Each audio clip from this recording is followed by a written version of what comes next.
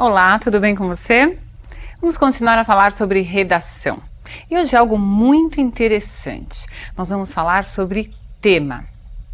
O tema é a proposta que você terá de desenvolver no vestibular. Um tema será proposto para que você pense a respeito dele e redija o seu texto. Mas não há só um tipo de tema. Há temas que são objetivos e temas que são subjetivos. Para entender a diferença entre esses dois tipos de tema, eu gostaria antes que você prestasse atenção à diferença entre conotação e denotação.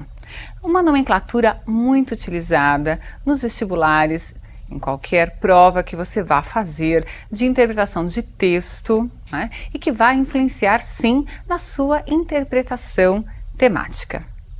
Vejamos o que é a conotação e o que é a denotação. Leia na tela. Denotação. A palavra será usada em sentido literal. Nós temos como marca da denotação a objetividade. Sempre que se disser esse texto é denotativo, é porque é um texto objetivo. A palavra tem sentido literal. A conotação é uma permissão, digamos assim, para que nós possamos utilizar a linguagem num sentido figurado, um sentido que nós desejamos atribuir àquela palavra. Então, nós dizemos que a marca da conotação é a subjetividade. Leia esse texto, que faz parte são versos de uma música do Gilberto Gil, que você deve conhecer, para que nós entendamos essa questão da denotação e da conotação. Veja lá. Uma meta existe para ser um alvo. Bom, essa é uma definição clara, objetiva do que é meta. A meta é um alvo. Mas quando o poeta diz meta, pode estar querendo dizer o inatingível. Veja, o próprio Gilberto Gil está dizendo que, se o poeta usa a palavra meta, ele pode estar utilizando em sentido conotativo e não estar desejando querer que aquela palavra signifique o que ela realmente no dicionário significa, né? Meta é igual a alvo, mas ele quer que meta seja qualquer outra coisa, quem sabe até o inatingível. Você percebeu? Então, a conotação permite àquele que faz uso da palavra a figuração. É possível usar a palavra fora desse sentido real. Quando eu falo em real, eu estou falando do sentido dicionarizado, objetivo, aquele que todos dominam e conhecem. Há temas que vão aparecer no vestibular em que vai ser necessário a sua interpretação. São os temas subjetivos, em que a conotação predomina. Vejamos um exemplo de tema subjetivo e, imediatamente a esse tema subjetivo, nós vamos verificar como é possível fazer a delimitação do assunto. Sim, você vai interpretar o tema e vai pensar quais são as possibilidades de tratar esse tema.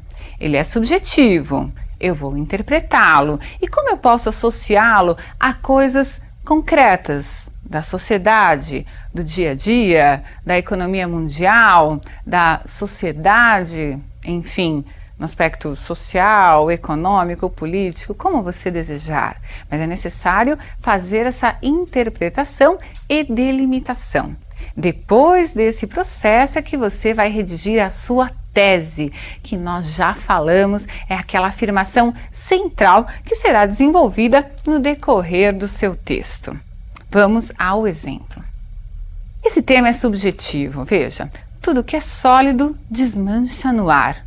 Sobre o que eu estou falando? O que é esse sólido? Sobre o que eu devo falar? Será que eu vou fazer aqui um tratado de física? Será que eu vou fazer aqui, mostrar todos os meus conhecimentos acerca da química?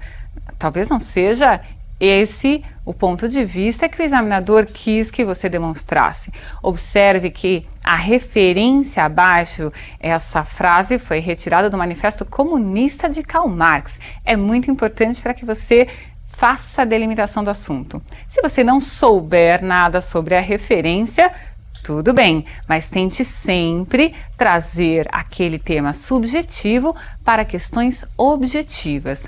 Aí aparecem na tela duas sugestões. Como eu poderia tratar esse tema subjetivo? Veja, eu poderia falar sobre a observação de como a história elimina estruturas aparentemente eternas. Lembre-se, tudo que é sólido desmancha no ar. Eu posso pensar que o sólido não se desmanchará, mas observando a história eu verei que essas estruturas se modificam. Outra possibilidade. Trata-se de uma referência às instituições, comportamentos, modelos econômicos que se modificam no tempo. Para isso, você vai buscar fatos do seu dia a dia, fatos que você já tem arquivado aí em sua mente e que sirvam como exemplos para serem colocados no desenvolvimento da sua tese. Nós vamos ver agora um exemplo de tese acerca deste tema, né, e de uma dessas possibilidades de delimitação do assunto que eu estou propondo. Você pode ter aí outras ideias acerca desse tema. Então leia a tese que eu redigi para que você tenha uma ideia de como tratar este tema segundo a delimitação de assunto que eu propus. Leia comigo.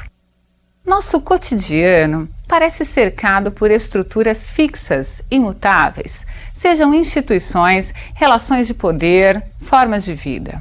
Mas, se dermos um passo atrás e olharmos a história, o que encontramos é uma sucessão de transformações, em que essas estruturas, que pareciam eternas, são criadas e destruídas. Essa é a minha tese, que eu fiz a partir da minha delimitação do assunto, do tema que foi proposto de forma genérica e é subjetivo. Cada pessoa vai interpretar de uma forma, mas existe um campo, né, de possibilidades para essa interpretação. Mesmo sendo tema subjetivo, você terá, obviamente, de comprovar dentro do seu texto qual é a relação da delimitação que você fez com aquele tema que foi proposto. Temas objetivos são mais fáceis de serem tratados. Num primeiro momento, se aparece como tema violência, eu sei que eu só posso falar sobre violência. Isso facilita para mim no vestibular? Pode parecer que sim, mas pense que você estará concorrendo com várias pessoas e todas entenderam exatamente o mesmo que você. Ninguém vai deixar de falar de violência. Então, é verdade, você não vai ter dificuldade para interpretar. Não é necessário interpretar, você vai ter só de delimitar o assunto, mas a sua originalidade será muito importante. Buscar pontos de vista que talvez não sejam tão comuns, não sejam chamados lugar comum, aquilo que todo mundo diz acerca daquele tema objetivo. Vamos ler um tema objetivo, as delimitações de assunto que eu proponho a este tema e uma possibilidade de tese. Veja, o tema é claro, desenvolvimento e meio ambiente. Eu só posso falar sobre desenvolvimento e meio ambiente, não tenho outra opção. Vejamos então as possibilidades de delimitar esse tema, as delimitações desse assunto tratado no tema. Como conciliar desenvolvimento econômico e preservação do meio ambiente? Estar o meio ambiente em estado de degradação é sinal de evolução da sociedade capitalista ou involução? Vejam, colocamos aí duas possibilidades de se delimitar o assunto proposto no tema. O que nós vamos fazer agora é a leitura de uma tese. Observe que essa tese partiu de uma das delimitações. Você delimita, escolhe a sua delimitação e redige a tese. Vejamos a que eu fiz para você como exemplo. Depois de as grandes potências econômicas passarem pelo período de exploração da maior parte dos recursos naturais existentes e pelo completo descaso com o meio ambiente, surge a preocupação em se controlar esse processo, antes desordenado, para que se possa falar em gerações futuras. Muito bem, essa foi a tese. Então, falamos de desenvolvimento e meio ambiente. Se antes as sociedades, as grandes detentoras aí do capitalismo, do poder econômico, não se preocupavam com a questão do meio ambiente, hoje são obrigadas a se preocupar, porque senão não se falará em gerações futuras. Tudo bem? Entendido isso? Tema subjetivo você vai interpretar, mas sempre vai passar pela delimitação do assunto para você redigir sua tese. O tema objetivo, ele é apresentado de forma direta, clara. Você vai, mesmo assim, fechar o leque de possibilidades, delimitar o assunto e construir a sua tese.